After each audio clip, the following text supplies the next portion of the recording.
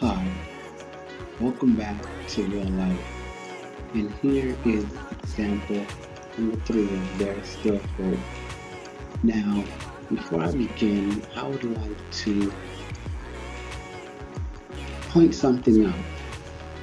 All my DBZ fans, all my Dragon Ball Z fans out there, y'all all, I'm pretty sure y'all all seen commercials of people doing advertising and then they're like, yes. And when you're having serious back pain or chronic back pain, the first thing you think of when you see them doing this is try please. So every time I see that commercial, every time we see an advertisement with somebody doing this, and I'm chilling with Albert or Neil, we all say the same thing like, why are they doing tri-beam cannon for? Like, why are they trying to do tri-beam cannon? Like, why? Why? You don't know what to do, Jan. Like, Ricky Bobby, and I don't know what to do. And it's like, come on, y'all never seen Talladega Night? That's my movie. Yeah, I just won the race, but I don't know what to do with my hand. My point for that is, I don't see any reason of why they do the special beam cannon with their hands when they're trying to talk serious and professional on advertisement. Anyway, back to real life. There is hope. So reason number 3 is that, and I'm using my life as an example, of course. So I'm working at Walmart, everything is going good in the hood, and then what happened? And this is way before I got the car and got my license. So everything was going good, working overnight, made a few friends at the job, dropped me home, dropped me to the bus stop, spot me on lunch. I spot them back, like, went to the gym with like one of my coworkers over there, and everything was good until one day. And now you might be saying at this point, yo, past minor, it seems like your life is filled with unfortunate events. Well, here's what I gotta say to that. My life is filled with many challenges, and for all you church people out there, I'm pretty sure one of y'all pastors, or you heard a pastor talk about how when you get out of, you're either in a storm, just getting out of a storm, or you're about to enter into another storm.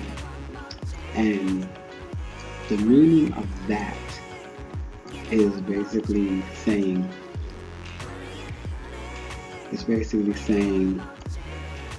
that each storm you go through is going to make you stronger to get through another storm.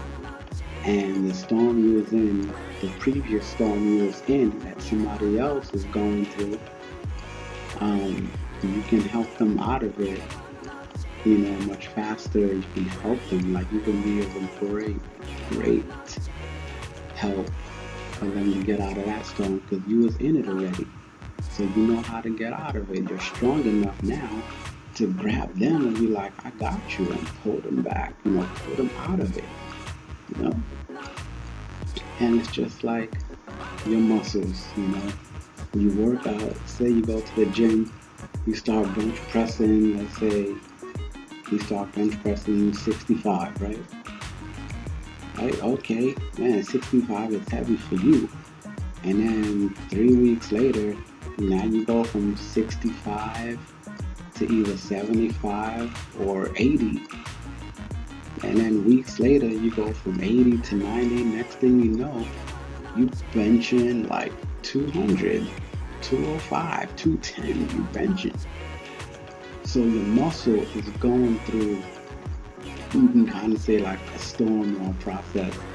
You know, first you're able to manage, first you're like dealing with one set of weights, which is kind of like a storm. And then once you get past that weight and you get strong enough to surpass that weight, you go to another weight that's even heavier, which is like another storm. See how both of that, going to the gym and your muscles can also relate to spiritual things and mental things and emotional things. You know what I'm saying? There is still hope. You have no idea. There's still hope. So, one night, I am working at Walmart doing maintenance, get my clean on, and one of the workers there is seriously going to, I'm passing by, collecting all the garbage all over the store, so I could throw it out and refill them with new garbage bags and make sure everything is fresh and clean, One of the coworkers there is gonna throw a cup of soda in my face, like. So at that point I stopped and I'm looking at her like, wiping my face, like, did you really just throw water? Did you really just throw the cup of soda in my face? She's gonna accuse everybody, or she's gonna accuse me of running that garbage collector bin over her foot when I was nowhere near her foot. If this spot was a little bit more cleaner and organized, then I would have did something to show you, like an example. But this place ain't. So, long story short for that is she lied on me. The managers did check out the video cameras. They put me on suspension or investigation. They ended up firing me without not even telling me. So I was tight. I'm like, how are you gonna fire me and not tell me? If you're gonna let me go, then tell me. See, and this is why certain people do certain things. Like, come on, managers and supervisors of companies, come on, be smarter than that.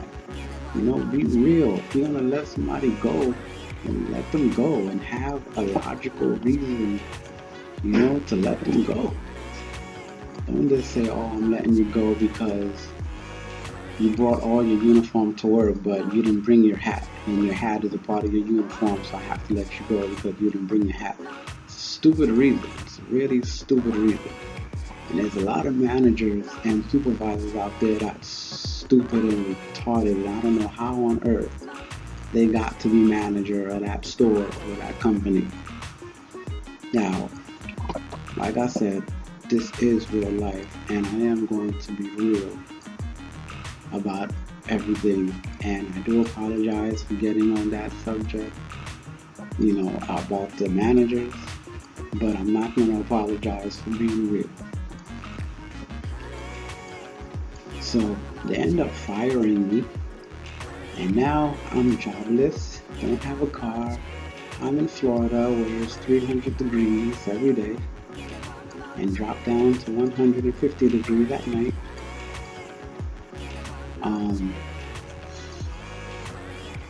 Then somebody enrolled me into school. There is still hope. Let me tell you how I believe that God had a plan for everybody. Like, He had to set it up, because the way everything connected, cling, cling, cling, cling, cling, connected so perfectly right after I got fired from Walmart, and everything connected so perfectly afterwards. I entered into school. Not gonna tell you why. If you want to know why, then message me on Facebook or something. So well, maybe one day I'll tell you why if I didn't tell you by now. So I'm in the school, and then these people for health insurance come saying that their company is looking for 30 people to hire. I do the application and go to the interview that Saturday. The following Saturday, I got hired, started working. At first, I was one of the field agents, like going out to sign people up and asking if you have insurance for Obamacare.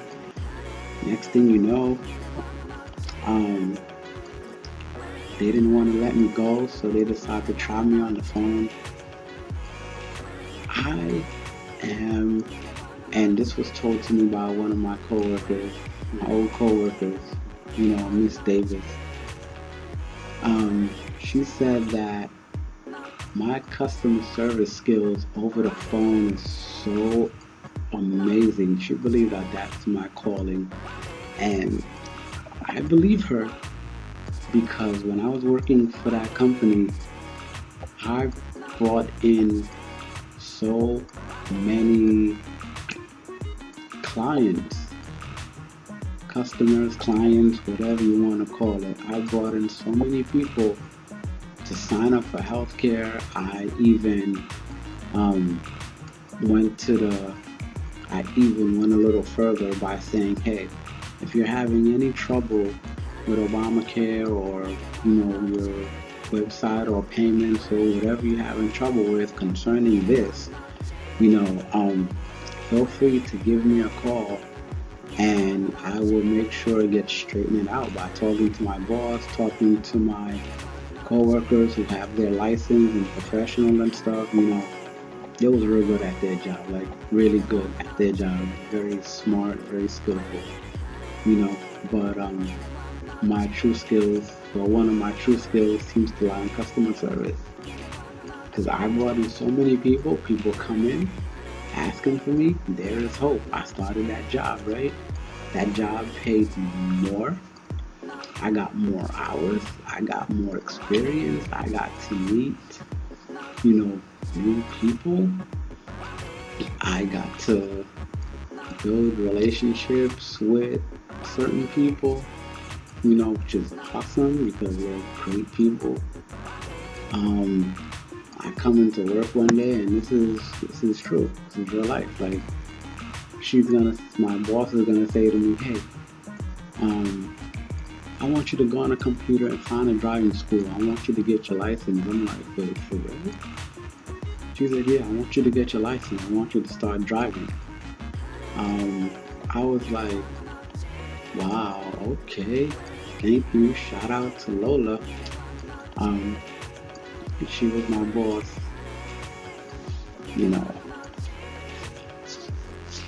So anyway, I'm gonna speed it up because it seems like this episode might be a little longer than I planned. So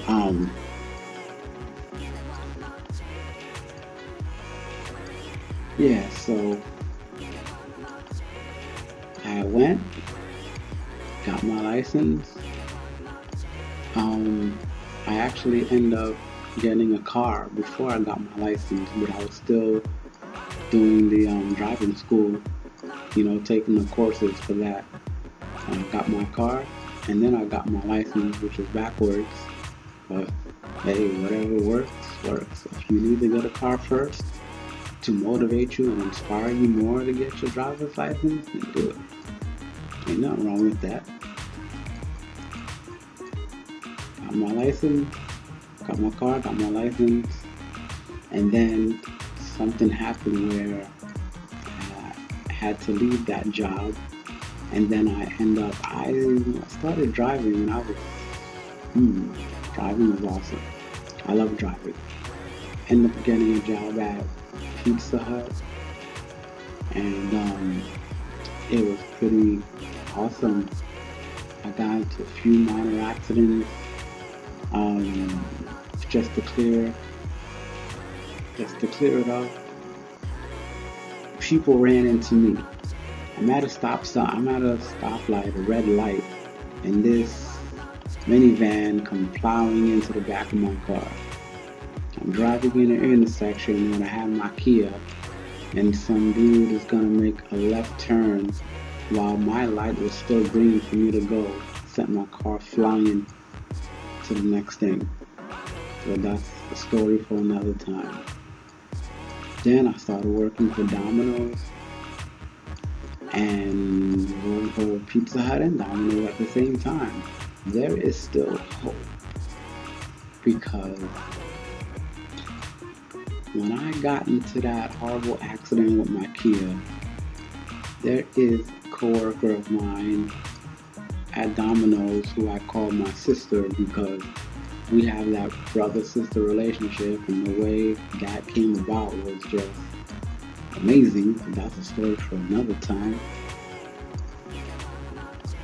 She took money out of her bank and she was like, look, I'm gonna get you another car. Like I'm gonna pay to get you another car. You just have to, we could go car shopping together, and whatever car you like, then I'll pay for it. You'll just pay me back, in little portions or whatever, but that's fine.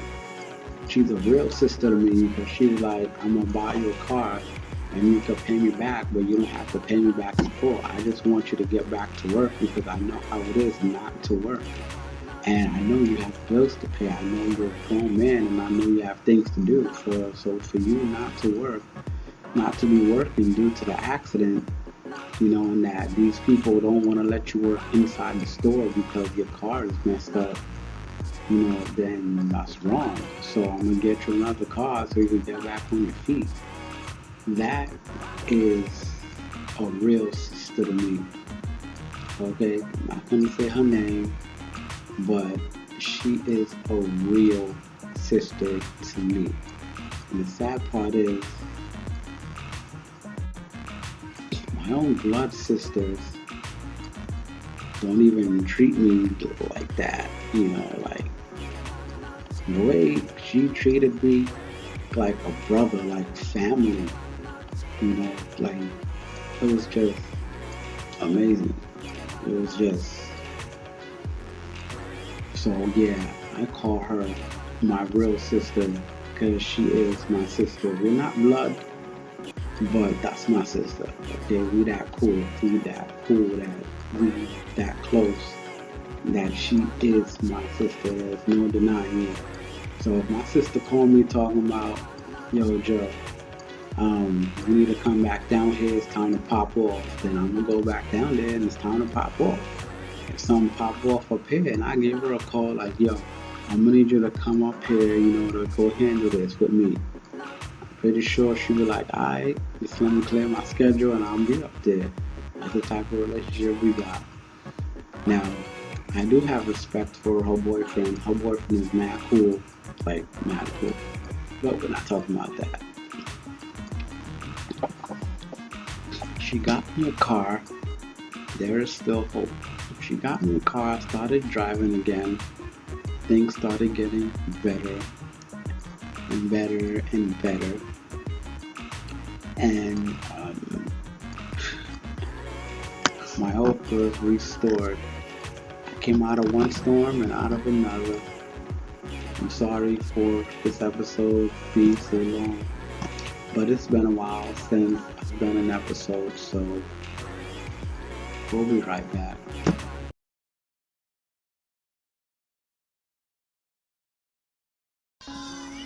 Hey Dad, it's me, your youngest son.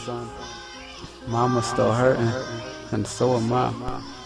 Just wanted to let you know that we miss you, and we love you, Dad.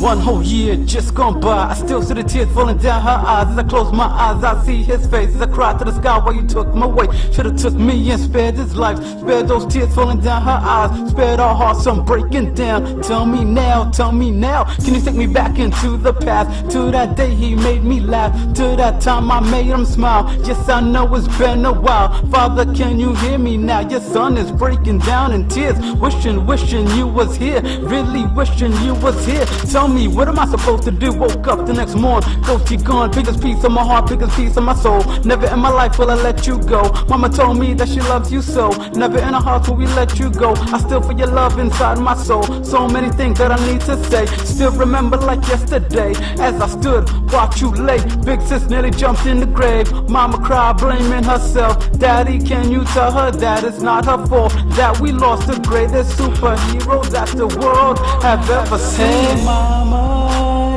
it's gonna be okay. See papa, he's in a better place. As we wipe the tears from her eyes, she begin to smile. Mama, you don't have to cry no more. As we rise, as we rise. Hey mama, it's gonna be okay. See papa, he's in a better place. As we wipe the tears from her eyes, she begin to smile.